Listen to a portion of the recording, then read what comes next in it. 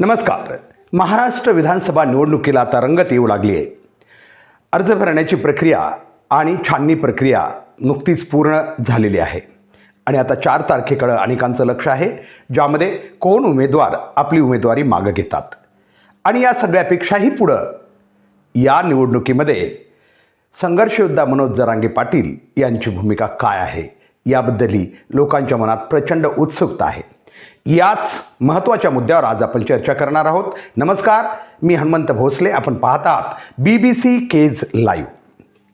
मित्रांनो, महाराष्ट्र विधानसभेच्या निवडणुकीची प्रक्रिया सुरू होऊन आता त्याच्यात रंगत भरू लागलेली आहे असं म्हणावं लागेल. कारण पहिली गोष्ट म्हणजे अर्ज भरण्याची प्रक्रिया पूर्ण झालेली आहे. त्यामुळं नेमके कोण उमेदवार इच्छुक आहेत हेही आपल्याला कळलेलं आहे. अर्जाची छाननीही झालेली आहे. कोण बाहेर पडले तेही माहीत झालेलं आहे.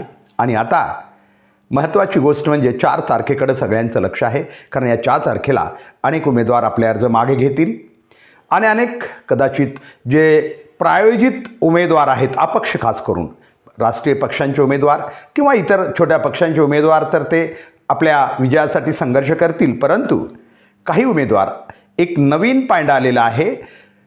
समान नावं असणारे, म्हणजे सत्ताधारी असतील किंवा विरोधक, आघाडी किंवा युती, दोघांनी आपल्या उपयोगाला पडतील असे काही उमेदवार उभा करण्याचाही त्यांनी या ठिकाणी निर्णय घेतलेला आहे. आणि विशेषतः आपल्या विरोधी उमेदवाराच्या समानार्थी नावं, थोडी सारखे दिसणारे चिन्ह घेऊन उमेदवार उभे करण्याची पद्धती आता रूढ झाली. कारण त्यामुळं संबंधित समोरच्या उमेदवारांची मतं कदाचित घेतली जाऊ शकतात, त्यांची कमी केली जाऊ शकतात. यासाठी रणनीती प्रत्येकजण करतो आहे. परंतु सगळ्यात महत्त्वाचा फॅक्टर आज आपण चर्चा करणार आहोत ते संघर्ष योद्धा मनोज जरांगे पाटील यांच्या भूमिकेबद्दल. मनोज जरांगे पाटील यांनी खरं तर आपली भूमिका वेळोवेळी अतिशय सावधगिरीनं पुढं नेलेली आहे आणि आजही आणि उद्याही ते तितक्याच सावधगिरीनं पुढं नेणार आहेत. त्यांनी थिंक टँकची एक बैठक घेतली होती, ज्यामध्ये त्यांना खरं तर अतिशय चांगले सल्ले मिळालेले आहेत. त्यामुळं त्याचा आणि स्वतःचाही त्यांच्या बुद्धीचा वापर करून ते प्रत्येक निर्णय अगदी एक एक पाऊल काळजीनं टाकत आहेत. आणि ते गरजेचं आहे, कारण ही निवडणूक आणि याच्यात होणारं वोट बँक, मनोज दादा जरांगे पाटील यांच्या माध्यमातून दिसणारी वोट बँक ही दिसणं खूप गरजेचं आहे. कारण ही जर नाही दिसली तर यामुळं कदाचित त्यांचं आंदोलन त्यांच्या स्वतःला आणि संपूर्ण समाजाच्या ऐक्याला प्रचंड मोठा धक्का बसण्याची शक्यता आहे. आणि म्हणून त्यांना हे सगळे निर्णय खूप जबाबदारीने घ्यावे लागत आहेत. आता दुसरीकडे आपण बघितलं की उमेदवारी अर्ज भरण्याच्या या प्रक्रियेपर्यंत अनेक उमेदवारांनी आपल्या रॅलीमध्ये मनोजदादा जरांगे पाटील यांचे काही बॅनर्स किंवा फोटो हातात घेऊन प्रचार, म्हणजे रॅलीमध्ये सहभाग केलेला आहे. त्यामुळं प्रॉब्लेम असा होऊ लागलेला आहे की समाज संभ्रमित आहेत. एकाच मतदारसंघामध्ये 2 किंवा त्यापेक्षा अधिक लोकांच्या हातामध्ये संघर्ष योद्धा मनोज जरांगे पाटील यांचे बॅनर्स, फोटो असल्यामुळं कदाचित आपल्यालाच त्यांचा पाठिंबा आहे असं सांगण्याचा प्रयत्न या उमेदवारांचा आहे. आणि यामुळं कदाचित समाज संभ्रमित होऊ शकतो, कारण सामान्य माणसाला नेमकं काय चाललंय काही माहीत नसतं. ठीक आहे, उद्या मनोज जरांगे पाटील हे आपली भूमिका स्पष्ट करतील, तेव्हा हे सगळ्या गोष्टी क्लिअर होतील. परंतु त्यापूर्वी मात्र वातावरण थोडंसं काही संभ्रमित झालेलं आहे. अनेक उमेदवार तर आपल्यालाच कसा पाठिंबा आहे, आपण कसे त्यांच्या जवळचे आहोत, त्यांच्या जवळ असणाऱ्या काही लोकांच्या आपण कसे जवळ आहोत हे बी सांगण्याचा प्रयत्न करतात. म्हणून आमची मनोजदादा जरांगे पाटील यांना विनंती की तुमच्या सभोवती असणाऱ्या लोकांवरही लक्ष ठेवणं गरजेचं आहे. कारण सभोवती असणारे काही लोक कदाचित उमेदवारांना मीच दादांच्या खूप जवळ आहे आणि मी आपलं तिकीट फिक्स करू शकतो असं सांगण्याची शक्यता नाकारता येत नाही. आता याच्यात कुणाला कमी जास्त वाटेल, पण शक्यता आहे, कारण ही वेळच अशी आहे. आणि इलेक्शन आणि मनोजदादा जरांगेंचा जो प्रभाव आहे तो इतका अधिक आहे की त्यामुळे अशा गोष्टी होण्याची जास्त शक्यता आहे. आणि अनेक उमेदवार तसे करू लागलेलेत. आपल्या वेगवेगळ्या रॅलीमधून म्हणा, भाषणातून म्हणा, मीच कसा दावेदार आहे मनोजदादा जरांगे पाटील यांच्या शिफारसीचा, हे ते लोकांना सांगू लागलेले आहेत. परंतु मनोजदादा जरांगे पाटील एवढे कच्चे नाही आहेत, आम्हाला खात्री आहे. एकतर त्यांनी राजकारणात येऊच नये याबद्दल त्यांना अतिशय नम्रतेची विनंती समाजाच्या वतीनं अनेक लोकांनी केलेली आहे. जे खरे या आंदोलनाचे हितचिंतक आहेत खरे मी म्हणतो. कारण काही असे आहेत मराठा समाजातलेही की त्यांना असं वाटतं की जी मराठा समाज एक झाला आहे ना त्याचा पटकन राजनीतीसाठी उपयोग करून घ्यावा, परंतु हे कधीच शक्य होणार नाही. त्याचं कारण आहे, आता याच्यात माझ्या या मतावर अनेक प्रतिक्रिया कदाचित 4-2 विरोधाभासी येऊ शकतील, परंतु आमचं स्पष्ट मत आहे की मनोजदादा जरांगे पाटील यांनी जिंकलेली समाजाची मनं आणि ऐक्य जे घडून आणलेलं आहे त्याचा आणि राजकारण याचा फार दूरचा संबंध आहे. कारण जेव्हा राजकारण हा विषय समोर येईल तेव्हा याच्यातला बराचसा समाज आपापल्या वाटेनं कदाचित दूर जाण्याची शक्यता नाकारता येत नाही.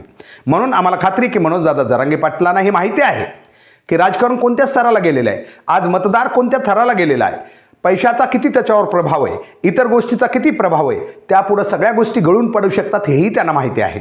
आणि म्हणून कदाचित ते स्वतः राजकारणात जाण्याची घाई करणार नाहीत आणि तसा निर्णय घेणार नाहीत.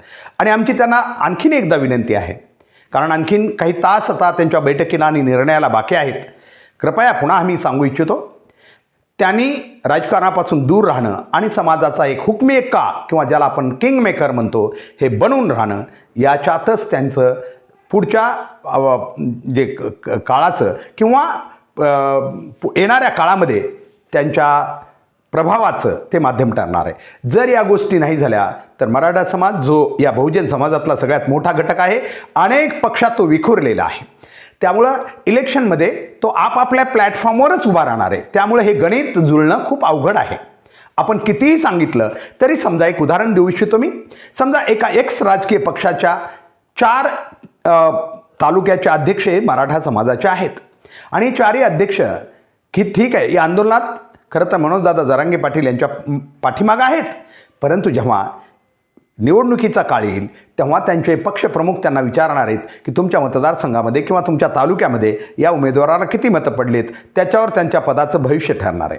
अशा वेळी ते निश्चित आपल्याच पक्षाच्या बाजूने जातील. ते कदाचित मनोजदादांचा सल्ला किंवा मनोजदादांचा जो निर्णय आहे त्याच्याशी सहमत असण्याची शक्यता फार कमी आहे. हे एक मुद्दा नाही आहे, खूप मुद्दे आहेत जे की राजकारण आणि समाजकारण किंवा सामाजिक आंदोलन याच्यापासून खूप दूर आहे. आम्हाला एक वाटतं की राजकारण करायला आणखीन खूप संधी आहे पुढं. वेळ आली वाटलं आपल्याला की राजकारणात उतरलंच पाहिजे आणि ते उपयोगी आहे. वेळ आहे, परंतु आत्ताच जर तो निर्णय घेतला, एकदा घेतलेला निर्णय पुन्हा बदलता येणार नाही. कारण पुढं निर्णय घेता येईल ते आपल्या हातात राहणार आहे, पण आत्ता निर्णय घेऊन जे काही आंदोलनाचं कदाचित मागं पुढं होणार आहे त्याला मात्र आपल्याला पुन्हा सावरता येणं शक्य नाही आहे. पुन्हा सावरता येणं शक्य नाही आहे, कारण हा समाज खूप त्यागानं आणि खूप मोठ्या प्रयत्नाने एक आलेला आहे. आता यानंतर जर तो विस्कटला गेला कदाचित तर तो पुन्हा जुळवायला कधीच शक्य नाही, कारण त्याची मानसिकता कदाचित बनू शकते.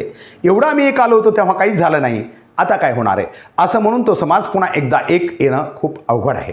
म्हणून आम्ही मनोजदादा जरांगे पाटील यांना पुन्हा विनंती करतो आहे समाजाच्या वतीनं की त्यांनी राजकारणात अजिबात येऊ नये. कारण तुम्ही राजकारणाच्या बाहेर राहून समाजाची आणखी खूप सेवा तुमच्याकडून होणं गरजेचं आहे. केवळ आरक्षण हा एक मुद्दा समाजाचा नाही आहे, समजून घेऊया. अजिबात नाही आहे एकच मुद्दा. त्यांनी केलेला त्याग, त्यांनी या आरक्षणासाठी केलेले प्रयत्न हे सर्वोच्च आहेत, समाजासाठी खूप मोठे आहेत, याच्यात कुठलंही दुमत असण्याची आवश्यकता नाही आहे. परंतु हे एकच काम नाही आहे, त्यांच्याकडून त्यांचा जर समाजावर त्यांचा प्रभाव पडलेला आहे त्या प्रभावाचा समाजाच्या इतर अनेक सामाजिक गोष्टी ज्या बिघडलेल्या आहेत घडी ही पुन्हा एकदा नीट करण्यासाठी, व्यसनाधीनता असेल किंवा समाजात ज्या ज्या वाईट गोष्टी आहेत त्या जाग्यावर आणण्यासाठी त्यांच्या प्रभावाची गरज आहे. केवळ आरक्षण हा मुद्दा एक होऊ शकत नाही, कारण हा एक फक्त एक जीवन जगण्याची एक छोटीशी प्रणाली आहे. आम्हाला तो खूप मोठा वाटतो. मी पुन्हा सांगतो, त्यांनी जे करून दिलेले समाजाला इतकं मोठं आहे ते की त्याची किंमत कशातच करता येणार नाही. परंतु त्या व्यतिरिक्तही असंख्य बाबी आहेत ज्या मनोजदादा जरांगे पाटील यांना समाजाच्या ऐक्यावाला अबाधित ठेवून त्या सोडवायच्यात. आणि त्यासाठी त्यांनी समाजाचं कायमचं नेतृत्व सामाजिक स्तरावर करणं खूप गरजेचं आहे. कारण राजकीय स्तरावर जेव्हा आम्ही जाऊ तेव्हा हे जे लांडगे आहेत राजकारणातले हे कधीच जमू देणार नाहीत. ते वेगवेगळे आरोप करतील, वेगवेगळ्या गोष्टी करतील. समाजानं किती एक राहण्याचा प्रयत्न केला, मी अगोदरच सांगितलं. पहिली गोष्ट तर समाजातला मोठा घटक हा राजकारणात आहे, त्यामुळं तो आपापल्या वाटेनं जाईल. त्यामुळं राहिलेल्या समाजावर आपण राजकारण करणं कधीही सोपं नाही आहे. आम्ही नेहमी सांगत आलेलो आहोत की राजकारणामध्ये कुठल्याही एका जातीवर भारतातील लोकशाहीतील निवडणुका लढवणं कधीही शक्य नाही. आता जो योग आलेला होता लोकसभेला, हा काही कारणानं जुळून आलेला आहे. त्याची स्वप्न आपण कायमची पाहणं योग्य नाही आहे. हां, ते आपण नियोजन करून त्याला एक करू शकतो, परंतु आहे त्या स्थितीत नाही. कारण का की आमचा जो मुस्लिम बांधव आहे तो त्याच्या वेगळ्या धोरणानं, कारण भारतीय जनता पार्टीसारखा पक्ष त्यांच्या काही धार्मिक म्हणा किंवा इतर गोष्टीबद्दल तो विरोधात निर्णय घेत असल्यामुळं किंवा त्याच्यावर त्याला ते धक्के देत असल्यामुळं कदाचित ते आज या मनोजदादा जरांगे पाटील यांच्या आंदोलनाशी लोकसभेला जोडले गेले होते. विधानसभेला बी ते जोडले जाणार, त्याच्या शंका नाही आहे. मात्र त्यासाठी आणि फुले शाहू आंबेडकरांचा समाज हा सुद्धा, मात्र हे दोन समाज आज जरी काही कारणानं असले तरी उद्या ते राहतीलच असं नाही. कारण त्याचं एकच आहे, कारण त्यांच्या जर समस्या सुटल्या नाहीत, आज त्यांची जरी समस्या असली तर उद्या विकासात्मक मुद्द्यावर कदाचित त्यांची मतभिन्नता होऊ शकते. ते म्हणू शकतात आमचा विकासच झाला नाही तर आम्ही का राहा एखाद्याचं वोट बँक बनून. म्हणून एक गोष्ट होऊ शकते, मनोजदादा जरांगे पाटील यांनी राजकारणात न जाता हे 3 समाज जर जोडून ठेवले, 3 समाज प्रमुख, याचा अर्थ दुसऱ्या समाजावर अन्याय करायचा असा अजिबात होत नाही. शेवटी निवडून येणाऱ्या प्रत्येक व्यक्तीला, शेवटी गल्लीत असो किंवा दिल्लीपर्यंतच्या खासदारपर्यंतच्या किंवा अगदी ग्रामपंचायत सदस्यापासून खासदारपर्यंत आणि पंतप्रधानापर्यंत निवडून आलेला व्यक्ती समाजाच्या प्रत्येक घटकाचा प्रतिनिधी असतो. त्याला भेदभाव अजिबात करता येत नाही. परंतु जे प्रस्थापित आहेत त्यांना दूर करण्यासाठी जर वोट बँक तयार करायची असेल, कारण सध्या ओबीसी तर संघर्षामुळे थोडा दूर गेलेला आहे, तर राहिलेल्या या समाज बांधवातून जर ही मोठ बांधली मनोजदादा जरांगे पाटील यांनी आणि राजकारणात स्वतःचा सरळ सहभाग नाही दिला, बाहेर राहून त्याग केला, कारण तो त्याग दिसणार आहे आणि ते तर आम्हाला याची तर खात्री 100%. ते बाकी काही होईल, मनोजदादा जरांगे पाटील यांची एक त्यांचा विचार समर्थक म्हणून मी नक्की खात्री देतो, आयुष्यात ते राजकारणात कधीच येऊ शकणार नाहीत, येणार नाहीत.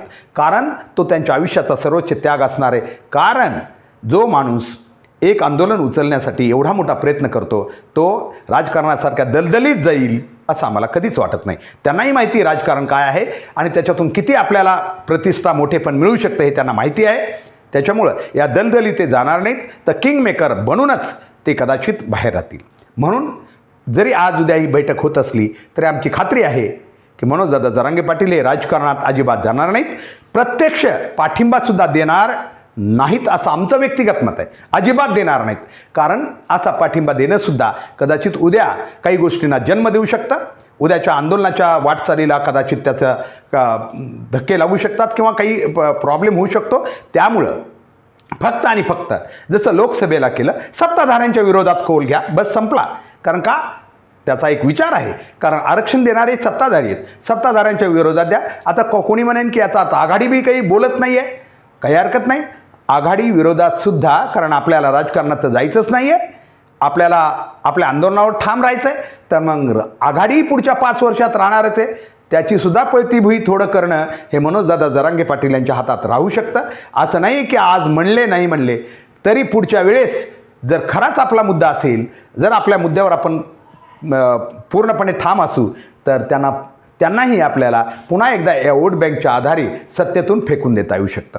मात्र जर आत्ता आम्ही राजकारणात गेलो तर उद्या लोक आमच्या, कारण कुठल्या तरी विशिष्ट लोकांना आम्ही समर्थन देत राहिलो, विशिष्ट पक्षांना, त्यांच्या उमेदवारांना किंवा अपक्ष विशिष्ट उमेदवारांना जर आम्ही समर्थन देत राहिलो तर लोक याला राजकारणाशी जोडतील आणि या आंदोलनाची कदाचित भविष्यातली जी काही अवस्था आहे ती धोक्यात येऊ शकते. म्हणून पुन्हा एकदा आम्ही माननीय संघर्ष योद्धा मनोज जरांगे पाटील यांना विनंती करणार आहे की आपण तर घेणार नाही, आम्हाला खात्री अगोदरच सांगितलं, तरीसुद्धा लोकांच्या मनात ज्या शंका आहेत त्या पूर्ण करताना आपल्याला एवढीच विनंती आहे की कोणत्याही परिस्थितीमध्ये, कुठल्याही परिस्थितीमध्ये राजकीय आपण क्षेत्रात डायरेक्ट किंवा इनडायरेक्टली समर्थन देऊ नये. हा एक आहे समर्थन, म्हणजे जसं लोकसभेला केलं तो पॅटर्न आपण नक्की राबवू शकता. सत्ताधाऱ्यांच्या विरोधात तो कोणी असो, उद्या महाविकास आघाडी असेल त्यांच्या विरोधात तुम्हाला हेच करावं लागेल, तरच तुम्ही पुढच्या काही काळात टिकून राहू शकाल. नसता भविष्य कदाचित धोकेदायक होऊ शकतं. या आंदोलनाच्या दृष्टिकोनातून एवढंच. धन्यवाद.